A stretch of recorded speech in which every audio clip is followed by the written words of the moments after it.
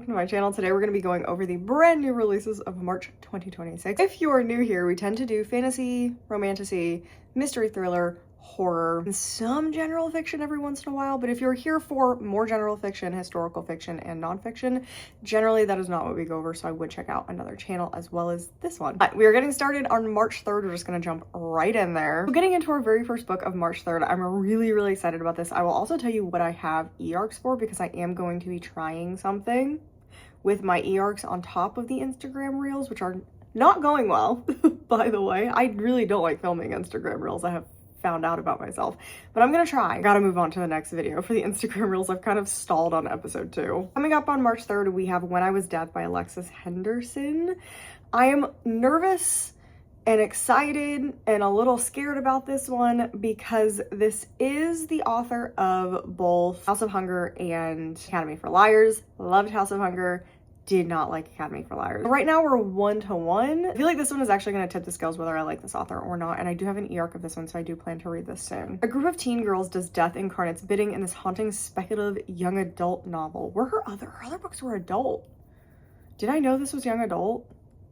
I don't know if I knew this was young adult. I'm okay with that because I enjoy young adult horror actually a lot. So I'm curious if this has such a low rating already. I mean, a 3.83 with only 214 ratings is kind of low. You want to see more around a 4 when you have an arc out. But I'm curious if people went into this thinking it was adult and not young adult and didn't like it. So Rosalind isn't herself anymore, a year since her sister Adeline died. And the elusive caravan of girls that Adeline spent her last summer with rolls back into town, Rosalind joins them to finally figure out what happened to her sister. Ooh, this feels very culty. Death has spared the girls from untimely endings, and to pay for their lives, the girls travel the country reaping souls on his behalf.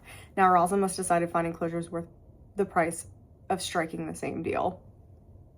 See, that sounds fun. That sounds very different than her other 2 books. Next up, we have another one I'm incredibly excited about. I love this cover. I'm really excited about it. I'm kind of hoping this will be an aardvark pick. As of right now, we don't know any spoilers for aardvark. Like, nothing, at least that I've seen for aardvark. Maybe 1 or 2, but I don't remember what they are. I'm hoping this seems like an aardvark pick. I would love if this was an aardvark pick. The Secret Lives of Murderers' Wives, which is definitely, I feel like, a joke on the Secret Lives of Mormon Wives. I feel like it's gotta be, which I'm actually currently watching. That's what I want to be doing right now, is binging Mormon Wives before the new season of The Bachelorette, because I think it's gonna be messy. I never watched The Bachelor, The Bachelorette. I've only seen, oh gosh, I saw Nick Viall season, which was insane, and then I watched Ari's season because my friend wanted to watch it, and that's all that I've seen. I haven't watched Hannah Brown's season. I haven't seen any of the other seasons, but my friend is a huge Bachelor, but I think she's a Bachelor. I don't know if she's just a Mormon Wives fan, but she wants to watch it, so we're gonna watch it. So I think The Bachelor and Bachelorette is only fun when you can watch it with other people. So I think I watched Ari's season with Marissa, because I remember talking about it with her, I think. But that was a really long time ago. A remarkable trio whose lives were cracked wide open by their husband's crimes unite to catch a serial killer in this dazzlingly, there we go, captivating novel. That was rough. So this is also historical fiction, mystery thriller, because it's taking place in 1966.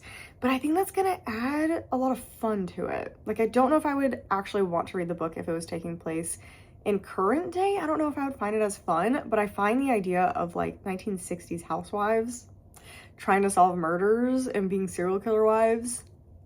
Yes, that sounds a lot of fun. Next up, we have Her Hidden Fire. This says Perfect Friends of Powerless. I still haven't read Powerless, but you know, I haven't heard the best things, so not the most excited about this. This definitely seems a little more generic fantasy, and I've been kind of avoiding generic fantasy. Like, I'm reading a generic fantasy right now, and I'm okay with it. It's kind of like if you read a ton of mystery thrillers, you start getting more picky about your mystery and thrillers just because you've read so many of them. I do think I am hitting the point in my reading career where generic fantasy just doesn't work for me anymore because I've just read so much of it. So that's kind of unfortunate. In a world where dragons stalk the sky, of course it's dragons. I'm getting fatigued by dragons as well. In a world where dragons stalk the skies and magical abilities are an elite privilege, the ruling family of Aelm's Keep is on a knife. What is, can I read? The ruling family of Aelm's Keep is on a knife what? What? Their heir apparent, oh, is on a, I think, okay. I think it's supposed to say, is on a knife's edge, period. Can Ionane, the heir apparent, channel magic, or will the family be cast out and replaced by a cruel master from a neighboring land? Let me see if a different edition has, let's see, this is the Kindle edition, because that was rough. Please let this one be correct. No, what is it? Is on a can, see, what is happening? In a world where dragons soar through the skies and magical abilities are an elite privilege, the ruling family of Elm's Keep is on a, can their son Ionane? What is happening? Okay, we're going to another edition. This is Penguin Kindle edition. They're all different. This one says Language of Dragons and Pride of the Orange Tree. That's wildly different than Powerless. And the one before said no, what is this? Red Queen. I don't know why I was struggling with that so hard. Okay, what? This is weird, right? Like, I'm not the only one thinking this is really strange. Where's an Audible edition? There's an audio listening something. See, this one says Powerless, Light Lark, and Red Queen, which those first two are a little scary. No, it's all, am I reading this wrong?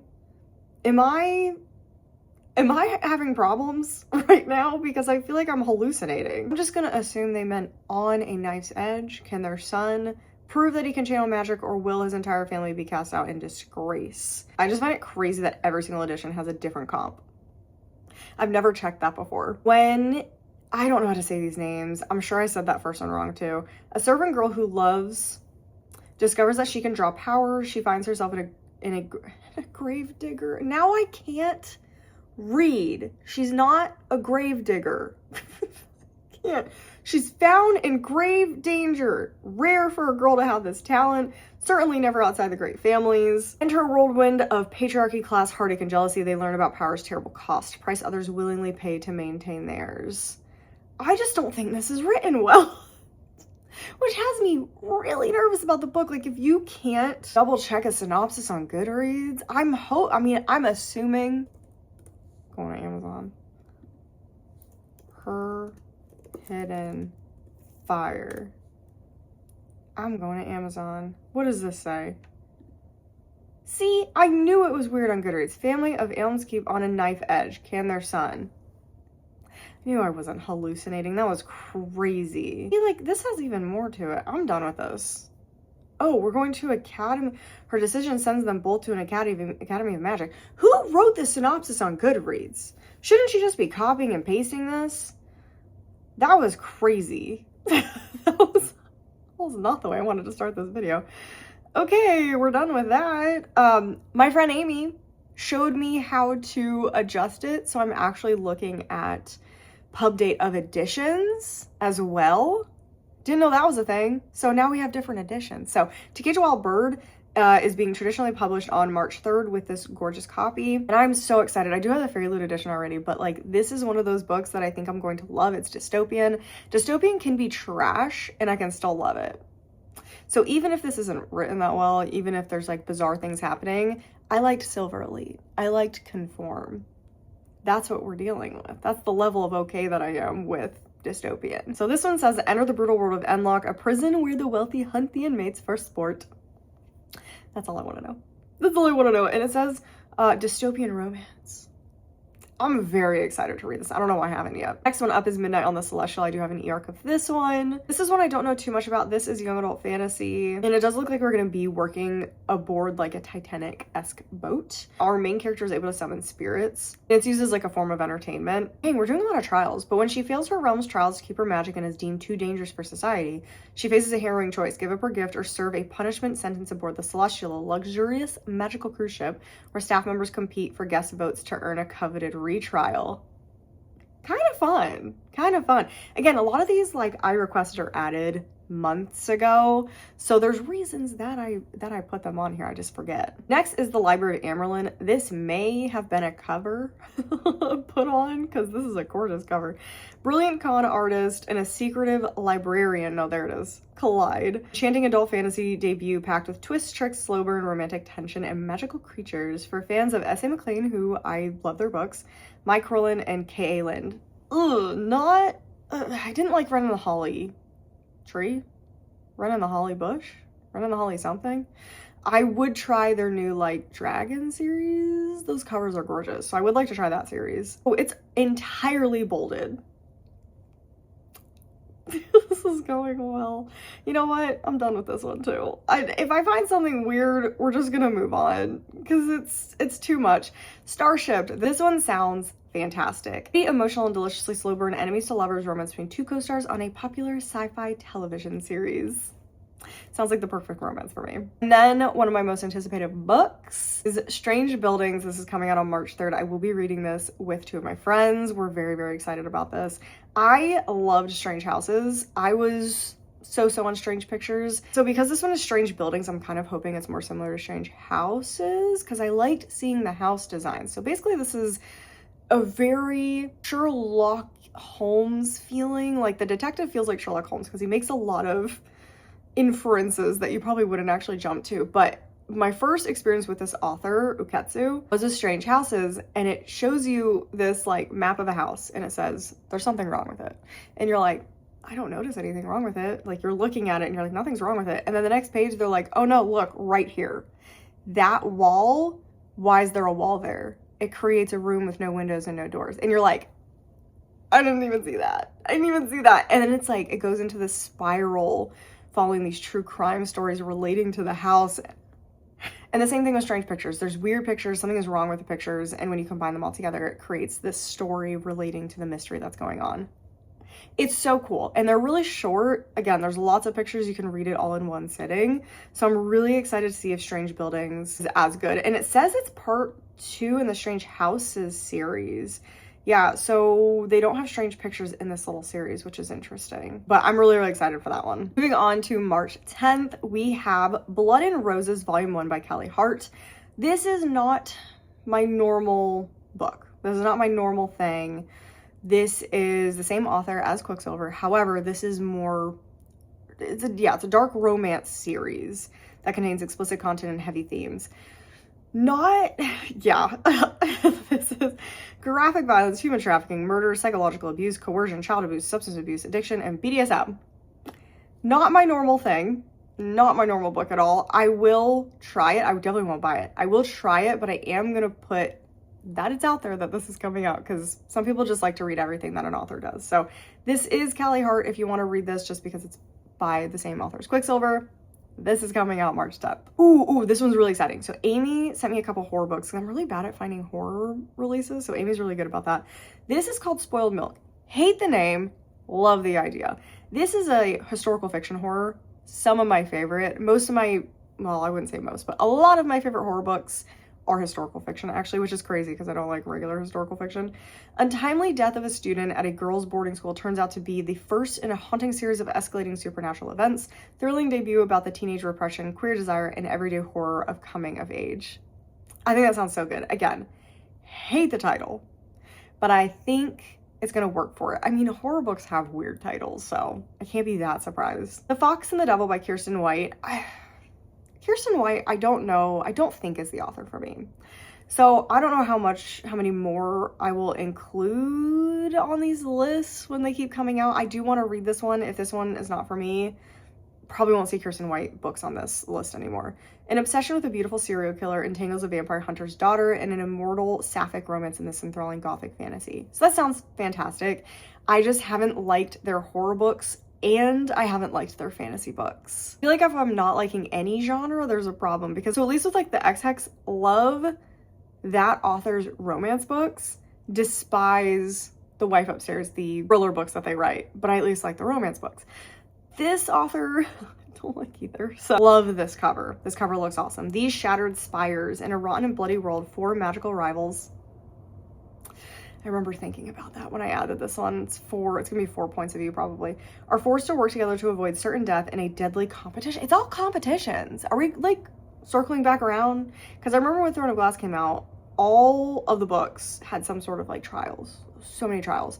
I feel like we're circling back around to trial era, because for a while there was all dragons. I feel like we're going back to trials. A queer gothic fantasy young adult, perfect fans of the Atlas. The Atlas 6 and Gideon the Ninth. That is an interesting comp.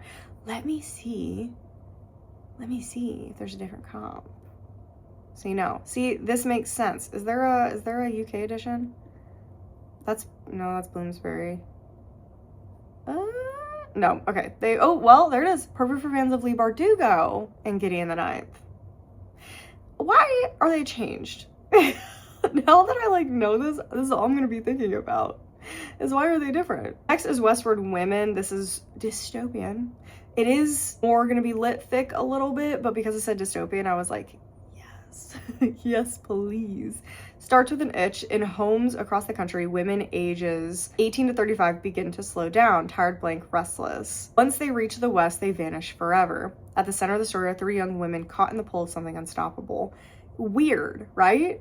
It's weird. So this is definitely probably going to be a library book, but kind of sounds fun. Except we have a weird one. I didn't originally add this one until Gavin recently read this or picked this up, was talking about this. I don't know if he actually read this one. Really behind on all my booktube videos. I kind of start them and put them in tabs and then I forget about them. But he talks about this one. It's Gideon the Ninth meets Moby Dick. What do you mean? Science fiction horror. Gideon the Ninth meets Moby Dick. That is wild. So I guess we're hunting Leviathans.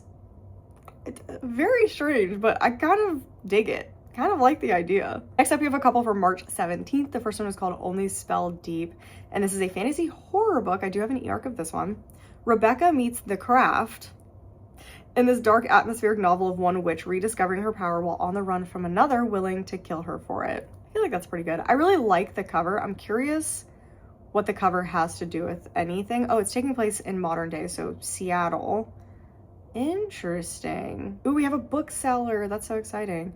Journey into a dark, glittering world of magic, a place where power should never be caged and misplaced trust can have deadly consequences. I think that sounds fun. This is the Book of Fallen Leaves. I don't know about this one. Shogun meets Game of Thrones. Blockbuster epic fantasy event of the year. That's like a punchline right there. That's like a, hey, this is gonna be great. So if you're gonna say that as your first line, like, I feel like it's gotta be good. Weaves a powerful tale of ambition, vengeance, and sacrifice in the masterful fantasy retelling an ancient samurai saga packed with memorable characters, stunning world building, and epic adventure. So this is considered an epic fantasy. This one, did not like this cover. Owlcrate has released their cover. Don't like their cover. Love the reverse dust jacket. That reverse dust jacket, that made me want to read the book. It looks horrifying. It's like the all black cover and it's like a thing. Oh, oh, I would go check. That looks so good. But this is, I don't like this cover. It looks weird. Like there's something wrong with it in my brain. You Did Nothing Wrong by C.J. Drews. I still have not read. I said C.G. Drews. This is a, I think, adult debut. Relentless horror-inducing psychological suspense for fans of the push and baby teeth. Oh no, no, no, hold on. Single mother Elodie's life has become a fairy tale. She's met Bren, equal parts golden retriever, devoted and sinfully handsome. Whisked her and her autistic son Jude to the crumbling family house he's renovating. She has a new husband, a new house, and a new baby on the way. Everything is perfect. Then Jude claims he can hear voices in the walls. Oh, says their renovations are hurting the house. Even Elodie can't ignore it. Something strange is going on. The question is it with the house or with her son? Then the one secret Elodie has been hiding is revealed and no one is safe anymore. You know, it does sound pretty good. It does sound pretty good. I'm pretty excited for this. Again, really not a fan of the cover, but is there a different cover or is this the only one? No, this is the only one. Next up, we have March 24th, and the first one is Eric LaRocca, Wretch, or the Unbecoming of Porcelain Caw. I am in the middle of reading my first Eric LaRocca. LaRocca or LaRocca? Eric LaRocca. Eric. I'm trying to remember how people have said it because I've listened to other people read his stuff. Eric LaRocca. I think it's Eric LaRocca. Don't quote me on that. Go listen to someone who knows more what they're talking about. That things have gotten worse since we last spoke, I think is what I'm in the middle of. Marriage haunting tech gothic thrill ride about sorrow, memory, and the unabashed complexity of love as a transgressive act. I do know that they are very divisive. A lot of people love some of their books. A lot of people hate some of their books.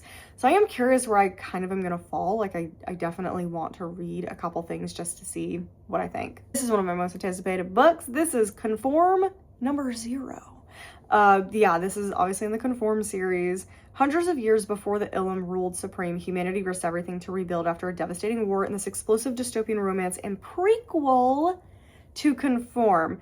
I'm really hoping there's going to be a book 2. Okay, so Core is going to be book 2. 2026. I don't think it has, does it have a thing? Don't look at the synopsis. Don't look at the synopsis. October 13th. I'm so excited. I'm so excited. Okay, I'm going to add that, obviously. Anyway, we're talking about Beneath. So this is a prequel. I don't think I'm going to talk anything about it just in case, but it is a dystopian world.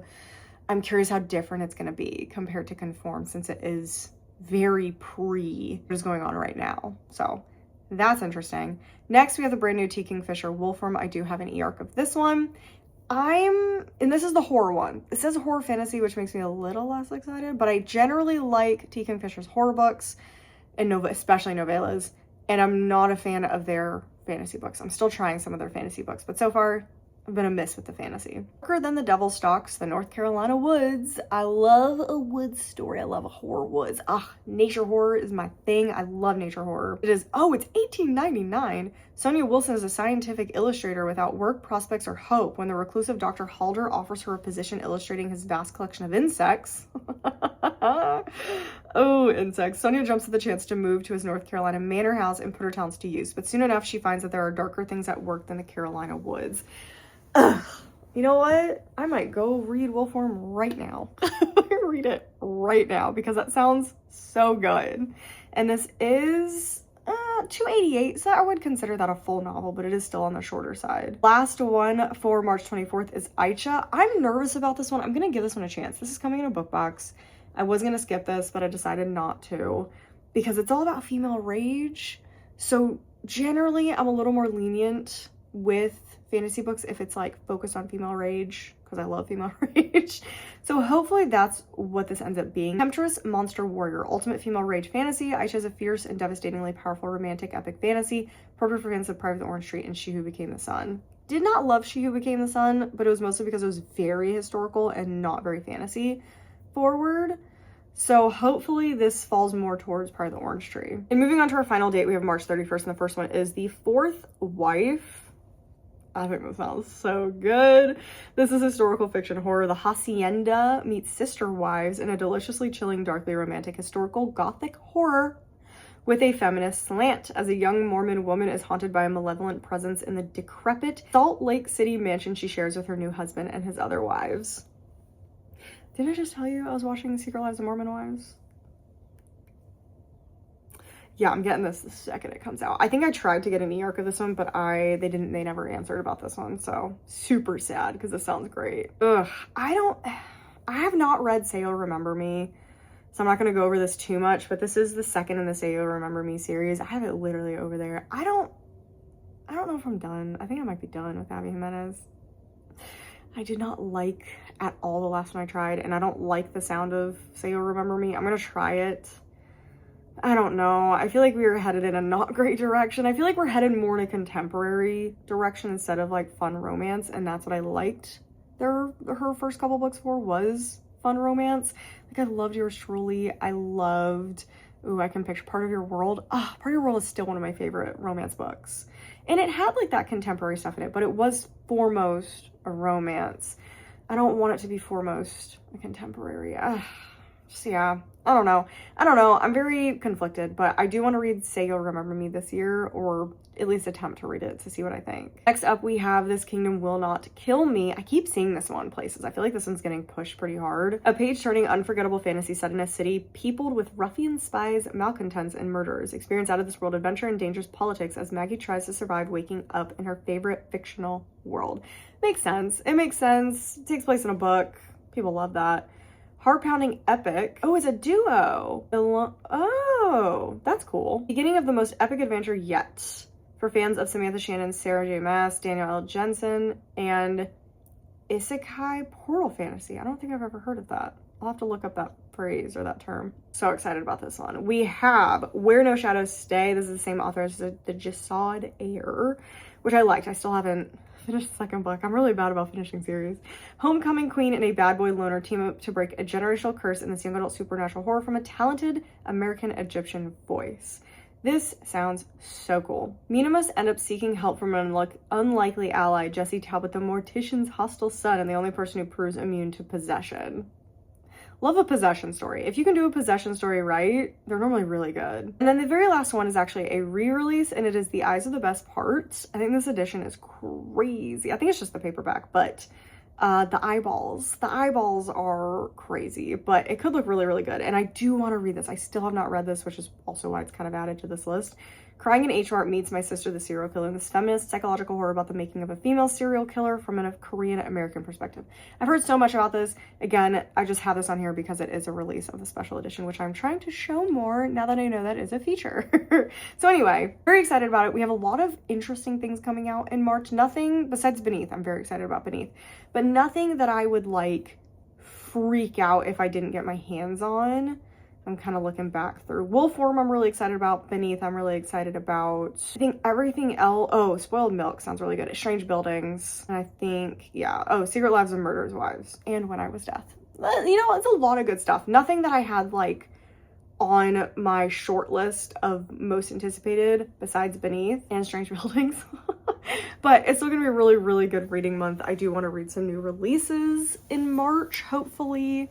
I got a lot of stuff to read. I got a lot of stuff to do. So anyway, I hope you guys enjoy this video. Definitely let me know down below if I missed any of these. If you've made it this far, leave a house emoji for Strange Buildings, because that is the one I'm most excited about. Make sure you subscribe so you miss any future content. Make sure you like the video if you enjoyed it, and make sure you leave a comment down below on what you're most excited about, and I'll see you guys in the next one.